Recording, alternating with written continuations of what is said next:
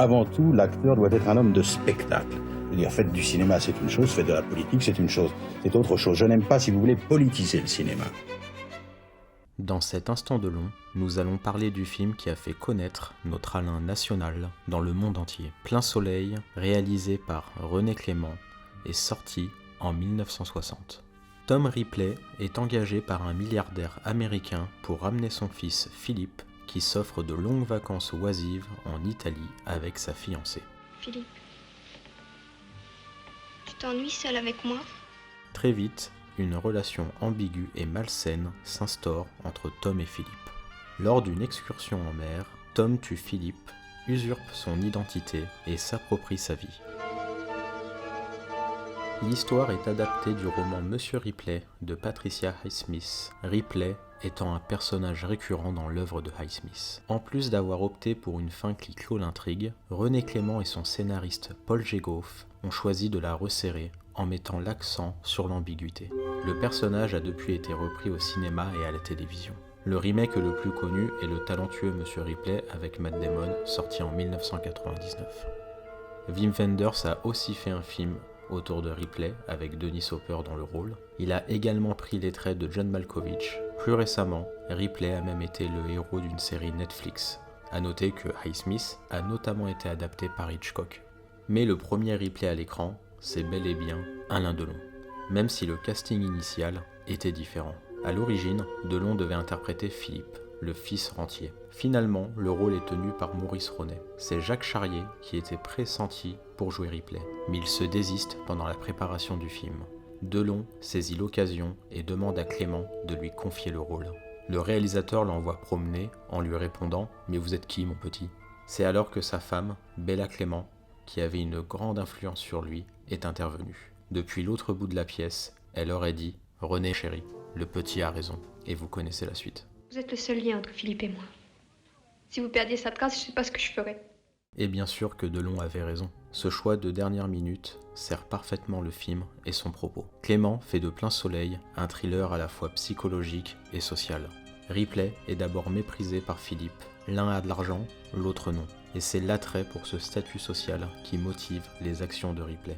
Alors que si Delon avait incarné Philippe, c'est sans doute également, voire peut-être même surtout, sa beauté angélique qui aurait suscité l'envie de son camarade. Mais dans le rôle de Ripley, cette beauté lui permet de jouer double jeu. Son apparence séduit, mais sert aussi à masquer un être manipulateur et dangereux. Vous me tuez, vous voilà riche. Eh bien voilà, on ne peut rien vous cacher. Ça me paraît quand même terriblement compliqué, ça, dites-moi. Plein Soleil fait partie des rôles les plus sombres et tordus d'Alain Delon. Le film offre des séquences troublantes, comme celle où Tom mime Philippe devant un miroir, alors que ce dernier, en retrait, l'observe. D'autres séquences, plus errantes, exploitent le magnétisme de Delon pour créer une certaine tension. Delon n'est pas le seul atout du film. Maurice Ronet et Marie Laforêt complètent le casting. Le film est porté par la musique de Nino Rota, sans doute l'une de ses plus belles compositions, et par la photographie d'Henri Deca, qui rend justice au titre du film. Plein Soleil est un film noir ensoleillé. Certaines séquences, comme le bateau heurtant les vagues, n'ont pas pris une ride. Derrière tout cela, René Clément tient la barre. Même si Delon travaillera ensuite avec Visconti, Melville et consorts, il a toujours considéré René Clément comme son maître, le plus grand avec qui il est tourné. Ancien assistant de Jean Cocteau, son premier long métrage, La bataille du rail, est un succès retentissant.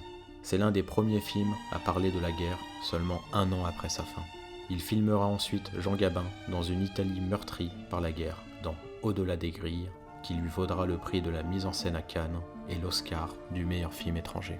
C'est un film qui s'inscrit dans le néo-réalisme italien, ancré dans la réalité sociale du moment, tout en révélant l'attrait de Clément pour un cinéma à la beauté formelle. Peu après, il réalisera le cultissime Jeu interdit, qui remportera également l'Oscar. Salut! Tiens, c'est vous? Oui, Philippe.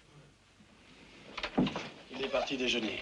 Plein Soleil révèle la maestria du réalisateur. Des séquences tendues où le découpage donne du rythme, comme celle où Ripley risque de se faire arrêter, et d'autres plus errantes et mobiles, comme le passage au marché, filmé à l'épaule, proche du personnage et parsemé d'inserts riches de sens. Le scénario n'est pas construit sur une structure classique. Il commence directement dans le vif de l'action et avance parfois sans but apparent. Cela reflète une forme de modernité et annonce, d'une certaine manière, la nouvelle vague, même si Plein Soleil s'éloigne de ce mouvement par son degré de maîtrise stylistique, faisant de Clément une tête à abattre pour les jeunes critiques et futurs cinéastes décaillés. Le film rencontrera le succès, mais bien moins que les autres films du réalisateur. Il propulsera tout de même Delon au rang de star internationale. Le climat solaire et maritime du film, ainsi que sa distribution, Delon, Ronet et Schneider, qui fait une petite apparition au tout début, annonce un autre film culte de la carrière d'Alain Delon, La Piscine. Plein Soleil reste un classique du thriller français pour son impact esthétique et thématique. Le contraste entre la lumière solaire et la noirceur morale, à l'image de la polarité de Tom Ripley, font du film un objet intemporel dont le propos fonctionne encore aujourd'hui. C'est également ce film qui décidera Visconti à prendre Delon pour Rocco et ses frères.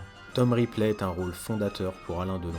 Il retrouvera le thème du double plus tard dans des films comme Monsieur Klein. Et il renouera également avec ce magnétisme peu bavard qu'il approfondira plus que nulle part ailleurs chez Melville.